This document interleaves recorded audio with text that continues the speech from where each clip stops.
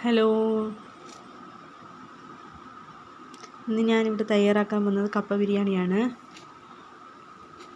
നിങ്ങളെൻ്റെ channel ആദ്യമായിട്ടാണ് കാണുന്നതെങ്കിൽ please ഒന്ന് സബ്സ്ക്രൈബ് ചെയ്യണേ. ഇന്ന് മുറ്റത്താകാമെന്ന് വിചാരിച്ചു പാചകം. മുറ്റത്ത് അടുപ്പൊക്കെ കൂട്ടി ഒരു പാത്രം അതിലേക്ക് വെച്ചിട്ടേ അതിലെ ആവശ്യത്തിന് വെളിച്ചെണ്ണയൊക്കെ ഒഴിച്ചു.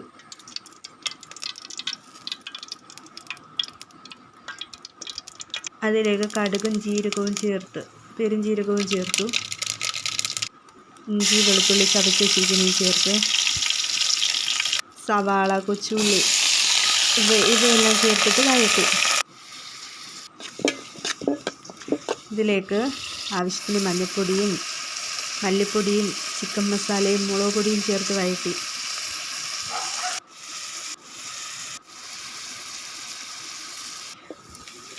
എന്നിട്ട് കഴുകി വെച്ചിരിക്കുന്ന ചിക്കൻ അതിലേക്ക് ചേർത്ത്. ഇത് കുറച്ചേ ഉള്ളൂ, എനിക്കിതിൻ്റെ തൂക്കമൊന്നും അറിയത്തില്ല.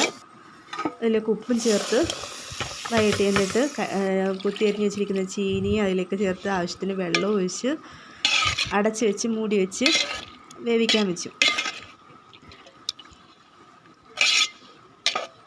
ഇതിലേക്ക് കരിയാപ്പിലയും ഗരം മസാലയും ചേർത്തു. എന്നിട്ട് വീണ്ടും മൂടി വെച്ച് അടച്ച് വേവിച്ചു. ഇവിടെ കപ്പ ബിരിയാണി റെഡി ആയിട്ടുണ്ട്.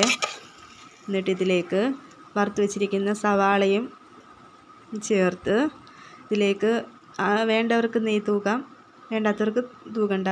ഞാൻ ഇച്ചിരി നെയ്യും തൂക്കി എടുത്തപ്പോൾ അടിപൊളി വളരെ ടേസ്റ്റി ആയിട്ടുള്ള കപ്പ ബിരിയാണി ഇവിടെ റെഡി ആയിട്ടുണ്ട്. ബായ്.